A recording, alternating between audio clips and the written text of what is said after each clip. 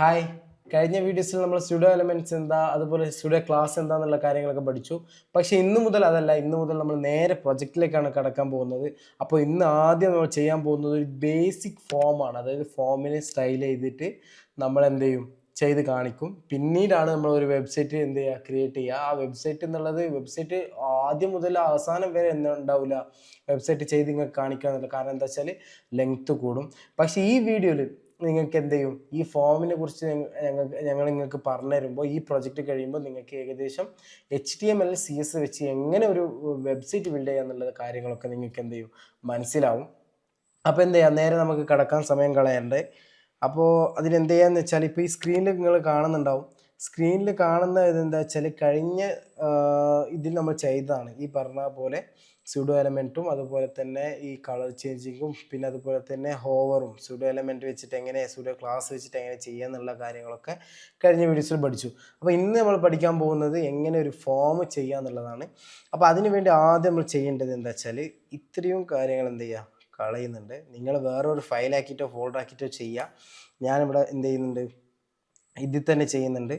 അപ്പോൾ എന്താ ആദ്യം ചെയ്യേണ്ടതെന്ന് വെച്ചാൽ, ആദ്യം ചെയ്യേണ്ടത് ഫോം എന്ന് പറഞ്ഞിട്ടൊരു ടാഗ് ഉണ്ട്. ഈ ഫോം എന്നുള്ള ടാഗ് എന്തിനാന്ന് വെച്ചാൽ, നമുക്കിപ്പോൾ ഫോം സബ്മിറ്റ് ചെയ്യും. ഇപ്പോൾ ഫോം എന്ന് വെച്ചാൽ നമ്മൾ പറഞ്ഞല്ലോ, നെയിം, മൾട്ടിപ്പിൾ നെയിം, അതുപോലെ ഇമെയിൽ, പാസ്വേഡ്, ഇതൊക്കെ ഉണ്ടാകുമ്പോൾ നമ്മൾ എന്ത് ചെയ്യണം, ഒരു ഫോം സബ്മിറ്റ് ചെയ്യാനുള്ള ഒരു ഓപ്ഷൻ നമുക്ക് വേണം അല്ലേ. അപ്പോൾ ആ ഫോം സബ്മിറ്റ് ചെയ്യെങ്കിൽ ഇത് ഫോമാണെന്ന് മനസ്സിലാക്കാൻ വേണ്ടി HTML ഒരു ഫോം ടാഗ് ഉണ്ട്. അതിന് വേണ്ടിയാണ് നമ്മൾ എന്ത് ചെയ്യുന്നത്, ഫോം എന്ന് കൊടുക്കുന്നത്. ഓക്കെ, ഫോം എന്ന് കൊടുത്തതിന് ശേഷം ആദ്യം ഞാൻ അവിടെ H1 ടാഗും കൂടി കൊടുക്കുകയാണ്. H1 ടാഗ് എന്തിനാന്ന് പറയാം, നമുക്ക് ഹെഡിങ് വേണം. അതായത് ഒരു ഫോം ഉണ്ട്, ആ ഫോമിൻ്റെ മുകളിൽ ഒരു ഹെഡിങ് വേണം. എന്താണ് ഇത്, എന്താണെന്നുള്ളത്.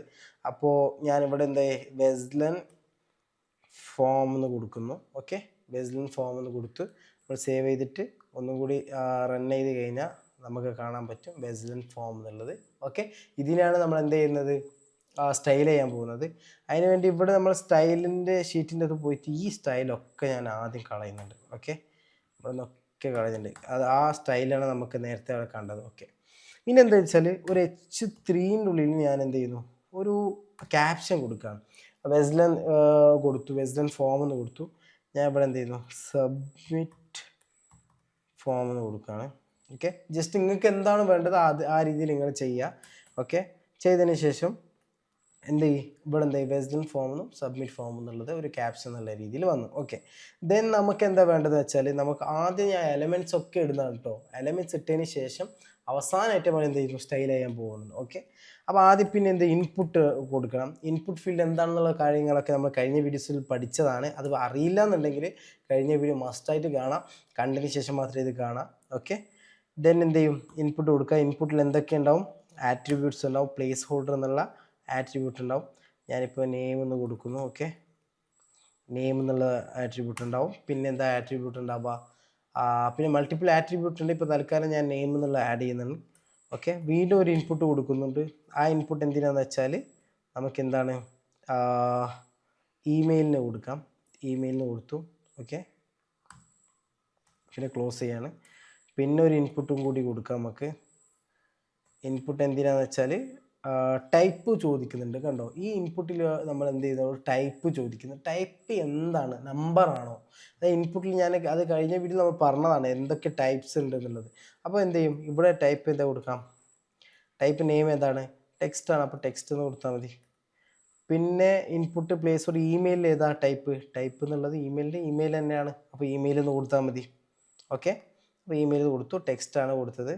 പിന്നെ ഇവിടെ പാസ്വേഡാണ്. അപ്പോൾ ഞാൻ എന്ത് കൊടുക്കുന്നു, പ്ലേസ് ഹോൾഡർ പാസ്വേഡ് എന്ന് കൊടുക്കുന്നു. ഓക്കെ, പാസ്വേഡിന് കൊടുത്തു. ഓക്കെ, സേവ് ചെയ്ത് കഴിഞ്ഞ് നമുക്ക് എടുത്ത് നോക്കിക്കഴിഞ്ഞാൽ കണ്ടോ, നെയിം വന്നു, ഇമെയിൽ വന്നു, പാസ്വേഡ് വന്നു അല്ലേ. ഓക്കെ, ദെൻ നമ്മൾ ഇനി എന്താ ചെയ്യാൻ പോകുന്നത് വെച്ചാൽ, ഒരു ഫീൽഡും കൂടി ആയിരുന്നു, ടെക്സ്റ്റ് ഏരിയ എന്ന് പറഞ്ഞിട്ട് ഒരു ഫീൽഡും കൂടി ഉണ്ട്. ഈ ടെക്സ്റ്റ് ഏരിയ എന്തിനാന്ന് വെച്ചാൽ, അതും പറഞ്ഞുതരാം. ടെക്സ്റ്റ് ഏരിയ എന്തിനാന്ന് വെച്ചാൽ, നമുക്ക് ഇപ്പോൾ മൾട്ടിപ്പിൾ എന്ത് വേണം, ഒരു ഡിസ്ക്രിപ്ഷനൊക്കെ എഴുതണം. ഇപ്പോൾ ഫോം സബ്മിറ്റ് ചെയ്യുമ്പോൾ നിങ്ങൾ കണ്ടിട്ടുണ്ടാവാം, മെയിൽ ഉണ്ടാവും, പിന്നെ അതുപോലെ തന്നെ നെയിം ഉണ്ടാവും, പിന്നെ ഫോൺ നമ്പർ, പിന്നെ എന്തെങ്കിലും നിങ്ങൾക്ക് ഫീഡ്ബാക്ക് ആഡ് ചെയ്യാനുണ്ടെങ്കിൽ നമ്മൾ എന്ത് ചെയ്യും, ഒരു ടെക്സ്റ്റ് ഏരിയ കാണും, ഒരു വലിയ ഇൻപുട്ട്. അപ്പോൾ അതിന് വേണ്ടിയാണ് നമ്മൾ എന്ത് ചെയ്യുന്നത്, ടെക്സ്റ്റ് ഏരിയ ഉപയോഗിക്കുന്നത്. ഓക്കെ, അപ്പോൾ അതും കൂടി ഇവിടെ കൊടുക്കാം. ഓക്കെ. ഇപ്പോൾ 2 ടെക്സ്റ്റ് ഏരിയ എന്നുള്ളതിന് 2 ടാഗ് വേണം. ഓക്കെ. അപ്പോൾ സെൽഫ് ടാഗ് പറ്റൂല, സെൽഫ് ക്ലോസിങ് പറ്റൂല. എന്നിട്ട് അവിടെ പ്ലേസ് ഹോൾഡർ കൊടുത്താൽ മതി. പ്ലേസ് ഹോൾഡർ ഞാനിപ്പോൾ തൽക്കാലം ഡിസ്ക്രിപ്ഷൻ എന്ന് കൊടുക്കുകയാണ്.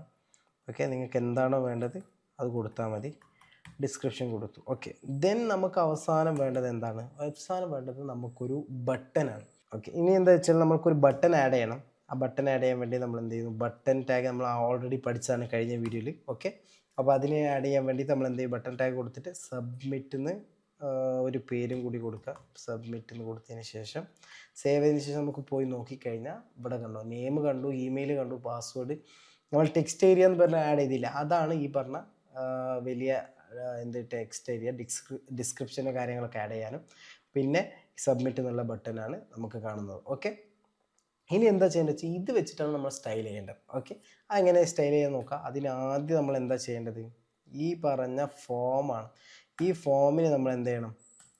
ഒരു സ്റ്റൈൽ ആഡ് ചെയ്യണം. അതിന് വേണ്ടി എന്ത് ചെയ്യുക? ഫോമിന് ഒരു ID നെയിം കൊടുക്കുക. കാരണം നമുക്ക് ഫോമിന് മാത്രം മതി, പിന്നെ ബാക്കിയുള്ള വേറെ ഫോമിനോ കാര്യങ്ങളോ നമുക്ക് ആഡ് ചെയ്യേണ്ട ആവശ്യമില്ല. അപ്പോൾ അതിനുവേണ്ടി ID കൊടുത്തിട്ട് ID ഫോം എന്നുള്ളത് നമുക്ക് എന്ത് ചെയ്യാം? കൊടുക്കാം. ID ഫോം എന്നുള്ളത് സേവ് ചെയ്തതിന് ശേഷം നമ്മൾ എന്ത് ചെയ്യാം? നമുക്ക് ഇവിടെ ആദ്യം പോയി കഴിഞ്ഞാൽ സ്റ്റൈൽ CSSൽ ഒന്നും ഉണ്ടാവില്ല. അപ്പോൾ ആദ്യം നമുക്ക് എന്താ ചെയ്യേണ്ടതെന്ന് വെച്ചാൽ ഈ യൂണിവേഴ്സൽ സെലക്ടർ മറ്റൊരു സംഭവമുണ്ട്. യൂണിവേഴ്സൽ സെലക്ടർ എന്താണെന്ന് വെച്ചാൽ നിങ്ങൾ മനസ്സിലാക്കേണ്ടത്, നമുക്ക് ഈ HTML റൂട്ട് എലമെൻറ്റിന് മൊത്തത്തിൽ നമുക്കൊരു സ്റ്റൈൽ ആഡ് ചെയ്യണം. ഈ മൊത്തത്തിൽ നമുക്ക് എന്താണെന്ന് വെച്ചാൽ ഒരു സ്റ്റൈൽ ആഡ് ചെയ്യണമെന്നുണ്ടെങ്കിൽ അതിനാണ് യൂണിവേഴ്സൽ സെലക്ടർ. അത് നമ്മൾ എങ്ങനെ സെലക്ട് ചെയ്തത്? സ്റ്റാർ വെച്ചിട്ടാണ്. അപ്പോൾ സ്റ്റാർ വെച്ചിട്ട് നമ്മളൊരു സ്റ്റൈൽ ആഡ് ചെയ്ത് കഴിഞ്ഞാൽ അതെന്ത് ചെയ്യും? ഈ പറഞ്ഞ പേജിൽ മൊത്തത്തിൽ അത് ബാധിക്കും. ഓക്കെ. ഒരു എലമെൻറ്റിനോ അല്ലെങ്കിൽ ഒരു സെക്ഷനോ ഒരു ഏരിയക്ക് മാത്രമല്ല, ടോട്ടലി എല്ലാ പേജിന് എന്ത് ചെയ്യും? ഇത് ബാധിക്കും. അപ്പോൾ അത് നിങ്ങൾക്ക് കാണിച്ചു തരാം. എങ്ങനെയാണെന്ന് വെച്ചാൽ ഇപ്പോൾ ഫോർ എക്സാമ്പിൾ ഞാൻ പറഞ്ഞ സ്റ്റാറാണ്. സ്റ്റാർ കൊടുത്തിട്ട് നമ്മൾ ബ്രാക്കറ്റ് ഓപ്പൺ ചെയ്ത് ക്ലോസ് ചെയ്ത് കഴിഞ്ഞാൽ ഇവിടെ ഞാൻ എന്ത് ചെയ്യുന്നു? ഒരു ഫോർ എക്സാമ്പിൾ കളർ കൊടുക്കാം. കളർ കൊടുത്തിട്ട് ഒരു നമ്മൾ എന്ത് ചെയ്യാം? റെഡ് കൊടുക്കാം. റെഡിന്ന് കളർ ആഡ് ചെയ്ത് കഴിഞ്ഞിട്ട് സേവ് ചെയ്ത് കഴിഞ്ഞാൽ നമ്മൾ പോയി കണ്ടോ, ഇവിടെ ഏതൊക്കെ ടെക്സ്റ്റ് ഉണ്ടോ ആ ടെക്സ്റ്റിനൊക്കെ എന്തുണ്ട്? ഈ പറഞ്ഞ റെഡ് ആഡ് ആയിട്ടുണ്ട്. അതാണ് യൂണിവേഴ്സ് സെലക്ടറിൻ്റെ ഒരു ഉപകാരം. അപ്പോൾ നമ്മൾ ഇവിടെ ചെയ്യാൻ പോകുന്നത് വെച്ചാൽ നമ്മൾ മാർജിൻ എല്ലാം 0 ആക്കി കൊടുക്കാൻ പോവാണ്. കാരണം നമുക്ക് മാർജിൻ എവിടെയും വേണ്ട. പിന്നെ അതേപോലെ പാഡിങ്ങും എന്ത് ചെയ്യണം? 0 ആക്കി കൊടുക്കുകയാണ്. ടോട്ടലി നമ്മൾ പേജിൽ എവിടെയും മാർജിനോ പാഡിങ്ങോ ആവശ്യമില്ല. കണ്ടോ, ഇവിടെ ഒരു മാർജിൻ പാഡിങ് ഉണ്ടായിരുന്നു, അതും പോയി. ഓക്കെ. ദെൻ നമുക്ക് എന്താ ചെയ്യേണ്ടത് വെച്ചാൽ ഇപ്പോൾ ഫോമിന് മൊത്തത്തിലാണ് നമുക്ക് എന്ത് ചെയ്യേണ്ടത്?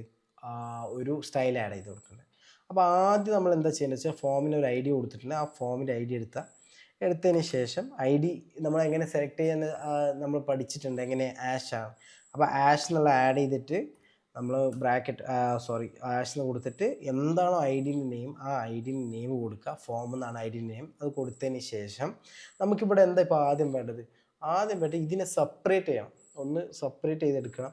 എന്നിട്ട് എന്ത് ചെയ്യണം? ഒരു ലെവലാക്കി എടുക്കണം. അതിന് വേണ്ടി നമ്മൾ എന്താണെന്ന് വെച്ചാൽ ആദ്യം നമുക്ക് എന്ത് ചെയ്യാം? ആദ്യം കുറച്ച് പാഡിങ്ങും മാർജിനും കൊടുത്തിട്ട് അതിനെന്ത് ചെയ്യാം? ഒരു മാർജിന് കൊടുത്തിട്ട് നമുക്ക് എന്ത് ചെയ്യാം? റെഡിയാക്കി. എന്താണ് അപ്പോൾ നിങ്ങൾക്ക് പലർക്കും സംശയമുണ്ട്, എന്താണ് പാഡിങ്, എന്താണ് മാർജിൻ എന്നുള്ളത്. ആദ്യം മനസ്സിലാക്കേണ്ടത് മാർജിൻ എന്താണെന്ന് വെച്ചാൽ ഇപ്പോൾ നമുക്ക് എന്ത് ചെയ്യണം?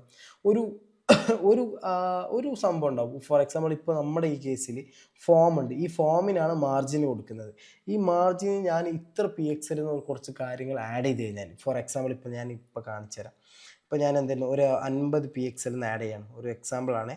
ഒരു 50 PXL ആഡ് ചെയ്ത് സേവ് ചെയ്ത് കഴിഞ്ഞ് നമുക്ക് ഇവിടെ പോയി നോക്കിക്കഴിഞ്ഞാൽ കണ്ടോ, ടോപ്പിൽ അതുപോലെ തന്നെ ലെഫ്റ്റിൽ നിന്നും റൈറ്റിൽ നിന്നും ഇത്രയും 50 PXL സ്പ്ലിറ്റ് ചെയ്തെടുത്തിട്ടാണ് എന്ത് ചെയ്യുന്നത്? നമുക്ക് ഒരു സ്പേസ് തരുന്നത്.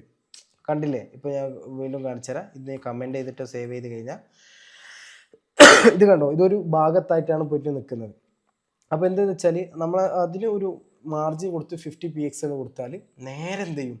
താഴത്ത് വന്നു മുകളിൽ നിന്നും സൈഡിൽ നിന്നും അതുപോലെ തന്നെ റൈറ്റിൽ നിന്നും ഒക്കെ കുറച്ച് സ്പേസ് എടുത്തിട്ട് ആ സ്പേസാണ് നമുക്കിവിടെ കാണിച്ചു തരുന്നത്. ഓക്കെ. അപ്പോൾ ഇവിടെ ഞാൻ എന്ത് ചെയ്ത് ഒരു മാർജിൻ 50 പിക്സൽ കൊടുക്കുമ്പോൾ ഈ പാഡിങ് എന്താണെന്നുള്ളതാണ് പറയുന്നത്. പാഡിങ് എന്ന് വെച്ചാൽ ഈ പാഡിങ്ങിൻ്റെ മീനിങ് എന്ന് വെച്ചാൽ ഇപ്പോൾ ഞാൻ കാണിച്ചാൽ ഇതിൽ ഈ പാഡിങ്ങിൽ നമ്മൾ പാഡിങ് എന്ന് കൊടുത്തു കഴിഞ്ഞിട്ട് നമ്മളൊരു 50 പിക്സൽ ആഡ് ചെയ്ത് കഴിഞ്ഞാൽ എന്താ സംഭവിക്കുക എന്നുള്ളത് നോക്കാം. 50 പിക്സൽ ഒരു സേവ് ചെയ്ത് കഴിഞ്ഞാൽ ഇവിടെ എന്താ സംഭവിക്കുന്നത് വെച്ചാൽ ഈ ഫോമിൻ്റെ ഉള്ളിലെ കണ്ടൻറ്റ് നേരത്തെ നമ്മൾ ഈ ഫോം തന്നെ എന്ത് ചെയ്ത് ലെഫ്റ്റ് നിന്നും അതുപോലെ റൈറ്റ് നിന്നും ടോപ്പ് നിന്നും എന്ത് ചെയ്ത് കുറച്ച് സ്പേസ് നമുക്ക് ക്രിയേറ്റ് ചെയ്ത് തന്നു. പക്ഷേ നേരെ മറിച്ച് പാഡിങ് കൊടുത്തപ്പോൾ എന്ത് ചെയ്ത് പാഡിങ് എന്നുള്ളത് ഫോമിൻ്റെ ഉള്ളിലെ കണ്ടൻറ്റ്, അതായത് ഈ വെസ്ല എന്നുള്ള H1ഉം പിന്നെ സബ്മിറ്റ് ഫോം എന്നുള്ളത് H3യും പിന്നെ അതുപോലെ ഈ ഫോം ഒക്കെ ഈ പറഞ്ഞ ഇൻപുട്ട് ഫീൽഡും ഈ പറഞ്ഞ അതുപോലെ തന്നെ ബട്ടണും ഇതിലൊക്കെയാണ് പാഡിങ് കൊടുക്കുന്നത്. അതാണ് എന്ത് ചെയ്യുന്നത് കുറച്ച് സ്പേസ് എടുത്ത് മുകളിൽ നിന്നും താഴത്തുനിന്നും ലെഫ്റ്റിൽ നിന്നൊക്കെ സ്പേസ് എടുത്തിട്ട് എന്ത് ചെയ്യുന്നത് അലൈൻ ചെയ്യുന്നത്. ഓക്കെ, അപ്പോൾ ഒന്നും കൂടി നിങ്ങൾക്ക് മനസ്സിലായെന്ന് തോന്നുന്നു. മനസ്സിലായില്ല എന്നുണ്ടെങ്കിൽ നമ്മുടെ ടെലിഗ്രാമിൽ എന്ത് ചെയ്യാം സംശയങ്ങൾ ചോദിക്കുക, നമ്മൾ എന്ത് ചെയ്യുന്നു പ്രോപ്പറായി എക്സ്പ്ലെയിൻ ചെയ്യുന്നതാണ്. ഓക്കെ, അപ്പോൾ എന്തായി അപ്പോൾ മാർജിൻ 60 px വെച്ച് നമുക്ക് എന്തായി ഒരു ഭാഗത്തായി കിട്ടി. ഇനി നമുക്ക് എന്താ ചെയ്യേണ്ടതെന്ന് വെച്ചാൽ